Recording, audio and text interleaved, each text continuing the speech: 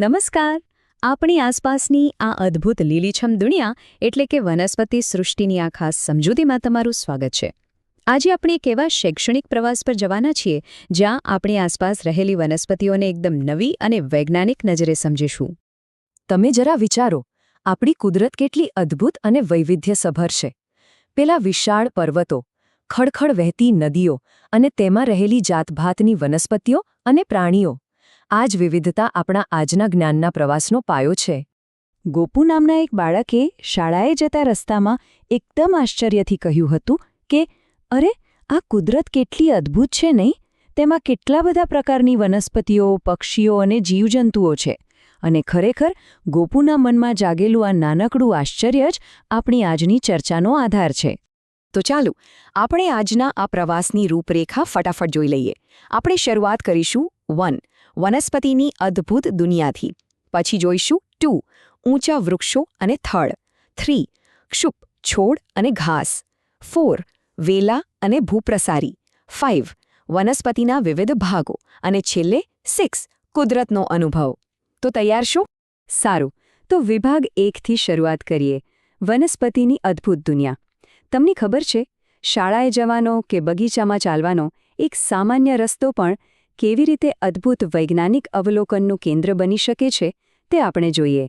જુઓ, જ્યારે ગોપુ, સિમ્મી અને રાજ લીલોતરી વચ્ચેથી પસાર થઈ રહ્યા હતા ને, ત્યારે ચાલતા ચાલતા તેમણે કંઈક બહુ જ રસપ્રદ નોંધ્યું. વનસ્પતિઓ અલગ અલગ કદ અને આકારની હોય છે. કોઈ એકદમ પાતળી અને વળેલી, તો કોઈ સીધી અને ઊંચી, તો વળી કોઈ ઝાડી જેવી. હવે આગળ વધીએ વિભાગ 2 પર. ઊંચા વૃક્ષો અને થડ એટલે કે કુદરતના જાયન્ટ્સ.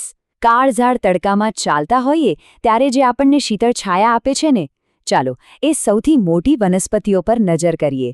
અહીં એક બહુ જ મજાની વાત એ છે કે એક જ કેટેગરીમાં પણ કેટલી જબરદસ્ત વિવિધતા હોય છે.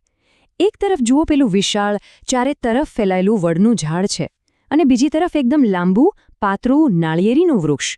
બંનેને વૃક્ષ જ કહેવાય, પણ એમનો દેખાવ કેટલો અલગ છે. તો હવે સવાલ એ થાય કે વૈજ્ઞાનિક રીતે ચોક્કસપણે વૃક્ષ કહેવાય કોને? બહુ સરળ છે.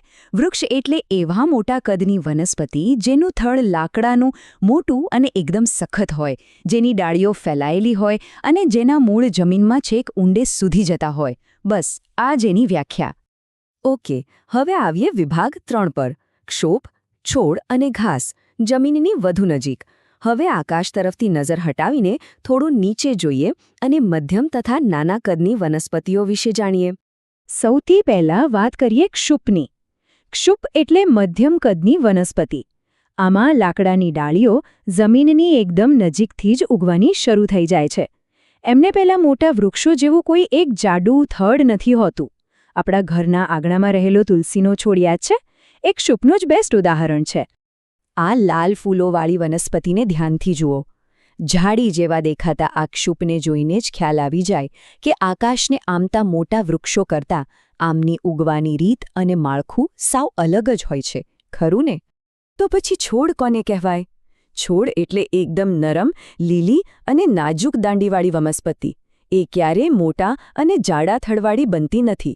રાજે એના બગીચામાં જોયેલા ફુદીના અને ટામેટાના છોડ એ આ જ શ્રેણીમાં આવે. અને હવે એક એવી વાત જે સાંભળીને કદાચ તમને નવાઈ લાગશે. આપણે જેને ઘાસ કહીએ છીએ ને, એ પણ હકીકતમાં એક પ્રકારનો છોડ જ છે. એના પાંદડા લાંબા અને સપાટ હોય અને દાંડી પોલી હોય. પણ સૌથી મોટું આશ્ચર્ય તો એ છે કે શેરડી અને પેલા અત્યંત ઊંચા દેખાતા વાંસ, એ બંને પણ બીજું કંઈ નહીં પણ ખૂબ ઊંચા ઘાસ જ છે. છે ને કમાલ? તો ચાલો હવે વિભાગ 4 પર જઈએ. વેલા અને ભૂપ્રસારી. આ એવી વનસ્પતિઓ છે જેને વધવા માટે અને ટકી રહેવા માટે કોઈક ટેકાની કે આધારની જરૂર પડે છે.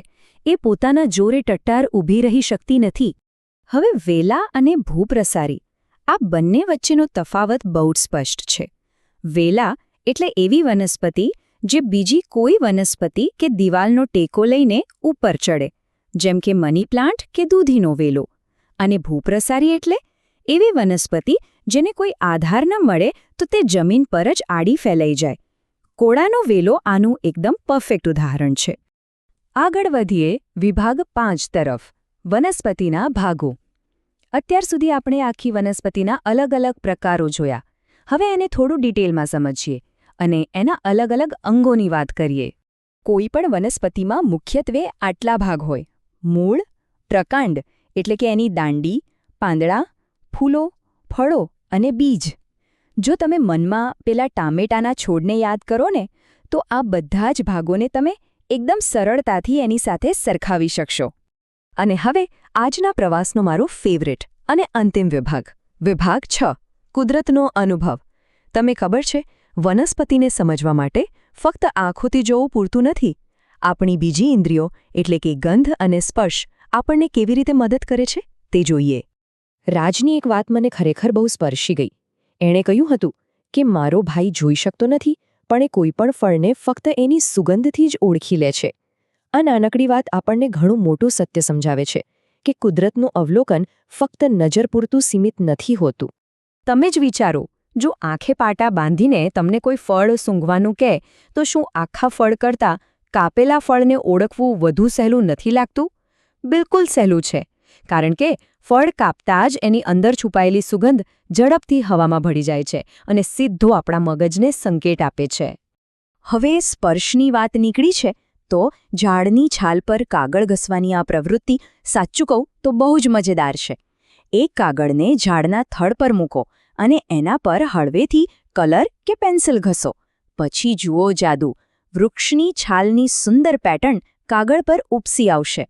દરેક ઝાડનો સ્પર્શ અને એની છાપ એકદમ અલગ હોય છે. અને હા, આ બધું શીખવા માટે વ્યવસ્થિત નોંધ રાખવી બહુ જ જરૂરી છે. પાંદડાના આકાર ડ્રો કરવા, ફૂલોના રંગ વિશે લખવું કે પછી છાલની પેટર્ન ભેગી કરવી, અવલોકનોની આવી નોટ્સ બનાવવી એ વિજ્ઞાન અને કુદરતને સમજવાનો એક બહુ જ મહત્વનો ભાગ છે. આજની આ ચર્ચા પૂરી કરતા પહેલાં એક જોરદાર ફન ફેક્ટ શેર કરું. આપણા ભારતમાં મિઝોરમમાં રફલેશિયા નામનું ફૂલ જોવા મળે છે, જે દુનિયાનું સૌથી મોટું ફૂલ છે. અને સાંભળીને ચોંકી જશો, એ એક મોટી છત્રી જેટલું મોટું હોય છે. આજ તો છે વનસ્પતિ જગતનું અસલી જાદુ. તો છેલ્લે એક પ્રશ્ન સાથે હું તમને વિચારતા મૂકી જઈશ. જરા કલ્પના કરો, જો આવતીકાલે બધી જ વનસ્પતિઓ અચાનક ગાયબ થઈ જાય, તો આપણું શું થશે?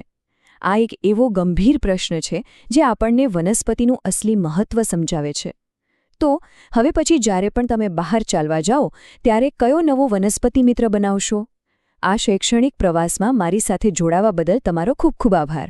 નવું શીખતા રહો અને કુદરતની મજા લેતા રહો.